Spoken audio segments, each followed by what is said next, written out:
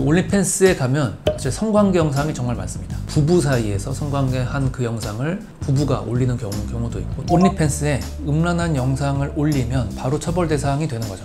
이거는 상당한 중죄입니다. 거의 징역형으로 처벌이 됩니다.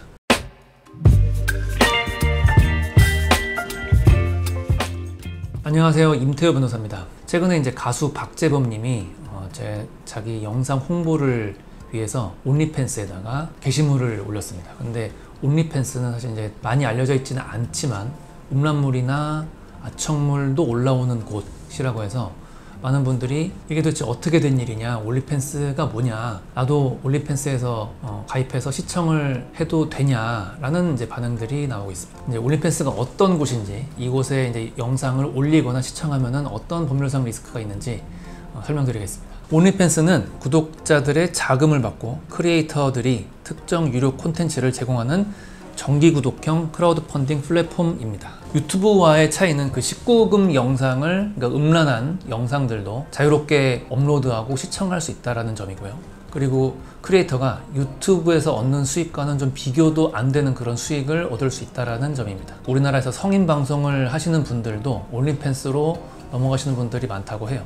박재범 님이 올린 영상은 약간 성인 컨셉이긴 한데 음란하다고까지는 볼 수 없는 그런 수위의 사진을 올리팬스에 올린 거라고 합니다.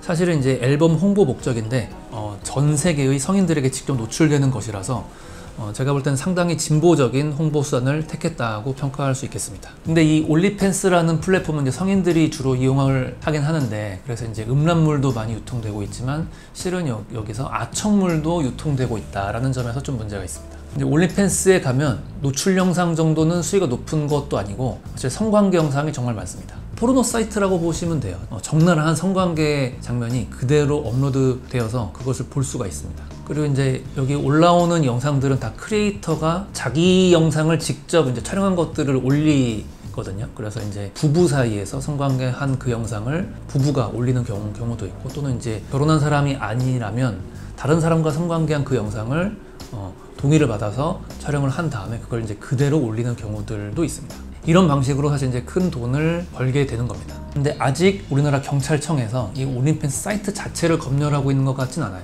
다만 이제 올리팬스에 그런 영상들이 올라오면 그게 국내 사이트로 링크가 들어오고, 국내 사이트에 한번 링크가 걸리면 그게 이제 무차별적으로 유포가 됩니다. 근데 경찰청은 국내에서 유포되는 음란물을 단속하기 위해서 그 온리팬스 사이트에 올린 그 크리에이터들을 입건을 하는 거죠. 이제 온리팬스에 그 음란물을 올려서 수사 또는 재판 과정을 통해 이제 중한 처벌을 받게 되는 경우가 많습니다. 이제 온리팬스에 영상물을 올리는 경우에 어떤 리스크가 있는지 말씀드리겠습니다. 우리나라는 그 정통망법에서 음란한 영상을 정통망을 통해서 올릴 경우 처벌하는 규정이 있습니다. 온리팬스에 음란한 영상을 올리면 바로 처벌 대상이 되는 거죠. 다만 이제 시청을 처벌하는 규정은 없기 때문에 시청하는 분들이 처벌되지는 않습니다. 근데 이제 혹시 이렇게 유포된 것들 중에서 이제 불법 촬영물이 있다면 그 불법 촬영물을 유포한 분들 뿐만 아니라 시청한 분들도 처벌을 받게 되죠. 이거는 상당한 중죄입니다. 내가 촬영해서 촬영 자체가 적법하고 그리고 유포까지 다 동의를 받은 경우에는, 그런 경우는 이제 단순 음란물이겠죠. 근데 촬영이 불법이라거나 몰래 찍었다라거나, 또는 촬영은 이제 동의해서 찍었는데 유포하는 것까지 동의받진 않았는데 그냥 올려버렸다라거나 하는 것들은 전부 다 이제 불법 촬영물입니다. 근데 그 대상이 성인인 경우에 불법 촬영물이 되는 거죠. 근데 사실 이제 온리팬스는 하루 만에 수억 원을 벌었다라는 분들도 있습니다. 그래서 이제 그 미성년자용 음란물, 우리나라 법으로 치면 아청물도 기습적으로 올라왔다가 내려간다고 합니다. 만약에 이제 그런 것들을 따라서 이제 미성년자가 나오는 음란물을 올렸다라거나 그걸 이제 본 분들은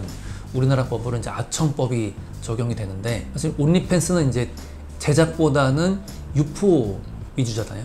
이런 경우는 이제 집행유예는 불가능하고 실형이 몇 년일지가 문제되는 그런 상당히 중요한 범죄입니다. 이렇게 이제 입건된 분들이 어떤 처벌을 받게 될 것인가를 보면 그 정통망법의 법정형이 징역 1년 이하 그리고 1천만 원 이하의 벌금, 이렇게 돼 있어요.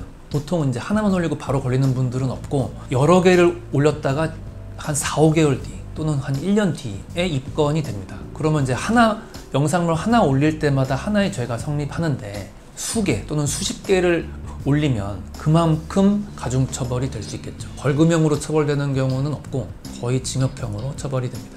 그러면 이제 음란물만 올리지 않으면 괜찮은 거 아닌가라고 생각하는 분들도 있어요. 이제 온리팬스의 특징은 법률상으로 풀면 대가를 받고 영상을 제작해서 유포하는 방식인 거죠. 그래서 이제 우리나라에는 그 영화 및 비디오물의 진흥에 관한 법률이라고 있습니다. 이걸 줄여서 영비법이라고도 하고 영진법이라고도 하는데, 이제 그 영진법에서는 대가를 받고 제작 및 배포하는 영상물에 대해서 등급 분류를 받지 않으면 불법 비디오물 제작 및 배포로 처벌한다는 것입니다. 법정형도 정통망법 음란물 유포죄보다 영진법 위반죄가 더 높습니다. 사실 이제 우리나라에서 온리팬스라는 플랫폼이 있다는 것을 모르는 분들이 더 많죠. 그럼에도 불구하고 온리팬스는 아주 큰 성인물 유통 시장이 되어가고 있습니다. 그럼에도 불구하고 이제 온리팬스의 음란한 영상물을 올렸다가 재판까지 가서 처벌되는 분들이 많아지고 있죠. 음란한 영상 올리는 거를 처벌하는 거는 이해가 되는데 음란하지 않은 영상 올리는 것까지 처벌하는 건 좀 과하지 않냐라는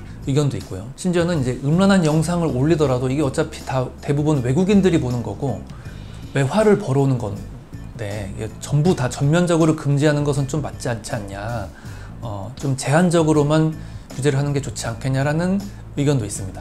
그럼에도 불구하고 어쨌든 현행 법상으로는 음란물을 올리는 것은 당연히 처벌 대상이고, 음란하지 않은 그냥 일반 영상물을 올리고 돈을 받는 것도 처벌 대상이에요. 사실은 이제 음란물 유포에 대해서는 이제 법 개정 논의가 있긴 있습니다. 어쨌든 현 상태에서 온리팬스를 시작하려고 하시는 분들은 이러한 법률적 리스크를 좀 아시고 하시는 게 좋을 것 같습니다.